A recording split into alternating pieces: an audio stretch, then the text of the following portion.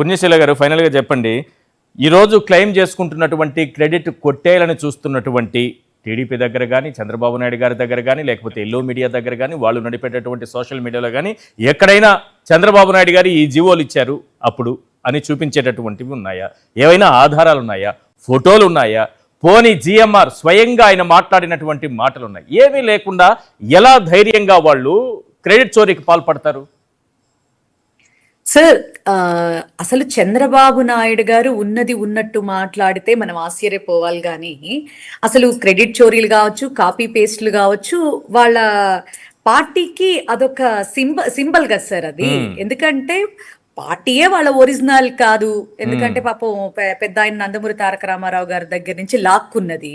So ప్రతిదీ అంతే కదా, ఏది కూడా వాళ్ళు చేయాల్సిన అవసరం లేదు సార్. ఎవరో చేస్తా ఉంటే వీళ్ళు మాత్రం వచ్చి మేకవన్నె పులుల్లాగా బిల్డప్ ఇస్తా ఉంటారు. కేవలం అంత మటుక్కే సార్, అంతే తప్ప అంతకు మించి ఏమీ కూడా మీకు కనపడదు. మీరు ఇప్పుడు ఈ రోజు చూస్తే పథకాల పేర్లు తీసుకోండి సార్. అట్లాగే ఈ రోజున ఎందులో చూసినా మరి జగన్మోహన్ రెడ్డి గారి పేరే కనపడుతోందని కేవలం ఆ పథకాలకి అన్నదాత అమ్మ ఒడికేమో తల్లికి వందనమని, రైతు భరోసాకేమో అన్నదాత సుఖీ భవాని, ఇలాగా కాపీ పేస్ట్లు తప్ప, ఏమన్నా పేరు మార్పులు కాపీ పేస్ట్లు తప్ప మీకు అక్కడ చంద్రబాబు నాయుడు గారి ఐడెంటిటీ కనపడేటటువంటి విధంగా ఒక్కటైనా తన 40 ఏళ్ల ఇండస్ట్రీలో ఒక్కటన్నా ఇది నేను నా టైంలో నీతిగా నిజాయితీగా ఇది కట్టాను, ఇది జాతికి అంకితం చేశాను, ఇది ప్రజలకు అంకితం చేశాను అని చెప్పుకోగలగడానికి నిజంగా వీళ్ళ దగ్గర దమ్ము ధైర్యం ఉందా?